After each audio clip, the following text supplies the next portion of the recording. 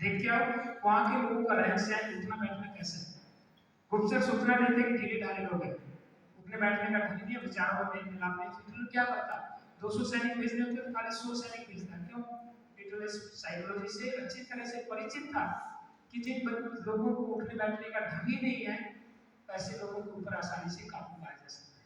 ऐसे लोग दबू किस्म के होते हैं, उनकी मानसिकता कमजोर होती है, और जिसकी मानसिकता कमजोर होती है उसके ऊपर कोई भी अपना अधिकार जमा नहीं करता। सही बात है कि नहीं?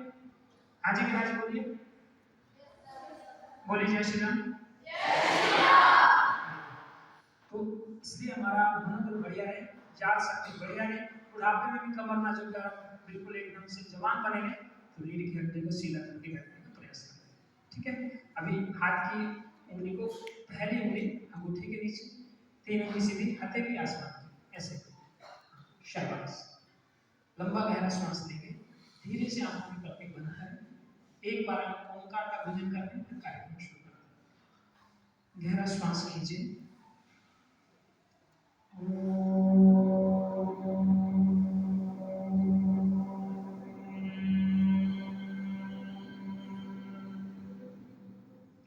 हमारे शरीर के अंदर जो रक्त है, वो जो ब्लड है, ओंकार का भजन करने से पवित्र तो होता ही है, उसके अंदर WBC जिनको श्वेत रक्त कणिकाएं बोलते हैं, उनका विकास होता है, यानी हमारी रोग प्रतिकारक क्षमता बढ़ती है ओंकार का भजन करने से। एक बार फिर से गहरा श्वास ले लें, शाबाश।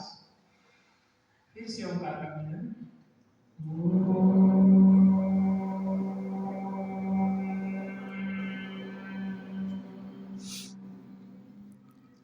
ओंकार को मंत्रों का राजा कहा गया।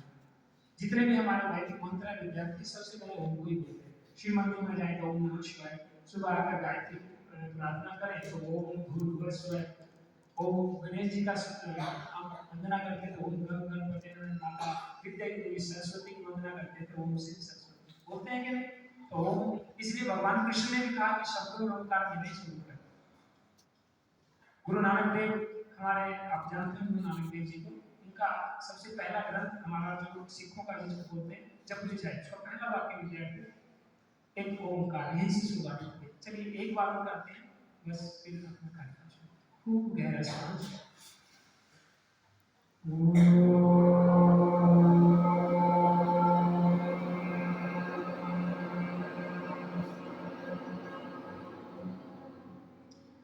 प्रोफेसर जे मार्गन अमेरिका के, उन्होंने बिना किसी दवाई इंजेक्शन के बहुत सारे लोगों के रोग को ठीक कर दिया। कौन सी रोगी थे? पेट के, मस्तिष्क के और हृदय के। कैसे? इसी ओंकार थेरेपी से। उन्होंने अलग अलग समय पर अलग अलग प्रकार से इस ओंकार का अध्ययन करवाया, लोगों के रोग ठीक हो गए। प्रोफेसर जे मार्गन अमेरिका के अंदर, उन्होंने इंग्लिश हमारा न्यूज़पेपर आता है द इंडियन टाइम्स, उसके अंदर उनका पेज था। तो ऐसा हमारा ओंकार मंत्र विद्यार्थी भारतीय संस्कृति का, जिसको जप करने से हमारा शरीर भी, मन भी पवित्र होता है और शरीर भी स्वस्थ रहता है। इसलिए ओंकार का पूजन करना चाहिए। जिन बच्चों को याद शक्ति बढ़ानी है उनको तो सुबह 8 से 10 मिनट ओंकार का पूजन करना ही चाहिए। बोलिए जय श्री राम। विद्यार्थी, आपने संस्कृत का श्लोक सुना होगा, नहीं सुना तो मैं आपको सुना रहा हूँ। अभिवादन शीलस्य नित्यं वृद्धोपसेविनं चत्वारि तस्य वर्धन्ते आयुर्विद्या यशो भवति। इस श्लोक का अर्थ सुना आपने कभी? किस किन विद्यार्थी ने सुना? राइज में हाथ खड़े करके सुना कि विद्यार्थी? अभी सुन लिया? ठीक है। इस श्लोक का अर्थ विद्यार्थी अभिवादन शीलस्य नित्यं वृद्धोपसेविनं, जो व्यक्ति बड़ों का, अपने गुरुजन जो बैठे हैं उनका आदर करता है, उस व्यक्ति के जीवन में, उस विद्यार्थी के जीवन में 4 चीजें बिना मांगे आ जाती हैं। कौन सी 4 चीजें? सबसे पहले आयु, उस व्यक्ति की आयु बढ़ती रहती है। जब आप माता पिता और गुरुजनों का आदर करते हैं तो बिना मांगे अपने हृदय से आशीर्वाद होता है कि चिरंजीवी अंदर से होता है। आयु बढ़ती है। विद्या, ऐसे बच्चों को विद्या यानी उसकी पढ़ाई में भी उसको मदद मिलती है क्योंकि माता पिता के सकारात्मक ऊर्जा हमारे को मिलती है। यश बढ़ता है, सभी लोग उसका काम करते हैं कि ऐसा विद्यार्थी कि माता पिता को नमस्कार करता है, टीचर को प्रणाम करता है, सभी को राम नाम या जो भी अपनी भाषा में बोलते हैं करता है, तो ऐसे विद्यार्थी का यश होता है, ऐसे विद्यार्थी का बल बढ़ता है। क्यों बढ़ता है? मन प्रसन्न रहेगा, शरीर तंदुरुस्त रहेगा, तो बल भी बढ़ेगा। ठीक है विद्यार्थी, तो मातृ पितृ देवो भव, इस कार्यक्रम को हम लेकर आए आज आपके सामने, जिसका नाम है मातृ पितृ माता पिता विद्यार्थी हमारे सबसे जीवन में, अब मैं कहूँगा कि हमारा जीवन के अंदर सबसे ज्यादा जो मुख्य स्थान है वो दो का है, एक माता पिता का, एक हमारे जो गुरुजन बैठे हैं उन लोगों का। इनका बड़ा उपकार है जिसको हम पूरा जीवन देकर भी हम उनका उपकार से ऋण नहीं हो सकते, ऐसा हमारा माता पिता का उपकार होता है। क्योंकि ये जो हमारा सुंदर शरीर मिला विद्यार्थी माता पिता की देन है। आज इस विद्यालय के अंदर बैठे हैं, पढ़ रहे हैं, तो किसकी देन है? उन्हीं माता पिता की देन है। गुरुजन हमारे को ज्ञान दे रहे हैं जिनके द्वारा हमारे को जीवन जीने की शैली का पता चलता है, हम महान बनते हैं। ऐसे गुरुजनों का हमारे ऊपर उपकार होता है। तो जिनका हमारे ऊपर उपकार है, जिन्होंने हमारे को जन्म दिया, जो हमारे को ज्ञान दे रहे हैं, वो हमारे लिए सदैव आदरणीय होते हैं कि नहीं? बोली हाँ जी, बोलते तो नहीं। सुबह खाना खाया आप लोगों ने? भूख तो नहीं लगी थी? आपको बोलना, मेरे प्रश्न का जवाब देना। समझ में आ रहा है? हिंदी बोल रहा हूँ मैं, समझ में आ रहा है आपको? हाँ, तो ऐसे माता पिता का हमारे ऊपर बड़ा उपकार होता है विद्यार्थी। भले हमारे माता पिता कैसे भी हैं, वो हमारे लिए आदरणीय होते हैं। भले हमारे माता पिता में कोई अवगुण है, वो अवगुण हमारे हिस्से के नहीं है, ना हम अवगुणों को देखते हैं। बोले मेरे पिताजी तो शराब पीते हैं, वो आपके हिस्से का नहीं है, वो उनका काम है, पी रहे हैं ना पी रहे हैं। लेकिन आपका काम क्या है, आपका कर्तव्य क्या है? उनका आदर करना, उनकी आज्ञाओं को, अच्छी आज्ञाओं को मानना। तो माता पिता और गुरुजन हमारे लिए सदैव आदरणीय रहते हैं। क्यों? माँ ने शरीर को जन्म दिया, वो भी हमारे लिए आदरणीय है। उनका उपकार तो हम अपना पूरा जीवन देकर भी हम चुका नहीं सकते। मनुस्मृति में एक श्लोक आता है विद्यार्थी, मनुस्मृति कहती है कि माँ का ऋण, यदि बच्चा 100 साल तक में अपनी माँ बाप की सेवा करे तो भी वह माँ के ऋण से, पिता के ऋण से ऋण नहीं हो सकता है।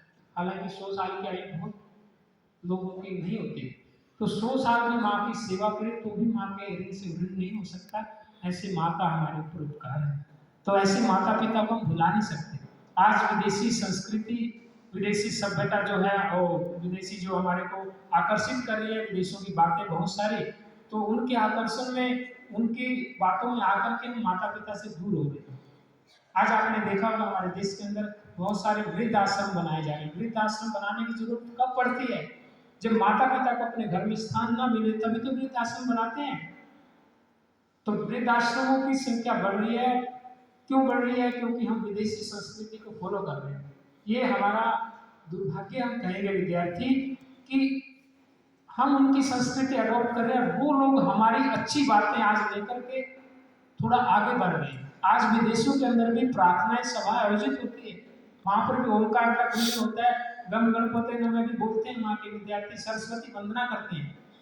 सेटल हार यूनिवर्सिटी है अमेरिका के अंदर, आप जानते होंगे, देखना सर्च करना, सेटल हार यूनिवर्सिटी, वहाँ के सभी विद्यार्थियों को भगवत गीता पढ़ना अनिवार्य किया गया है।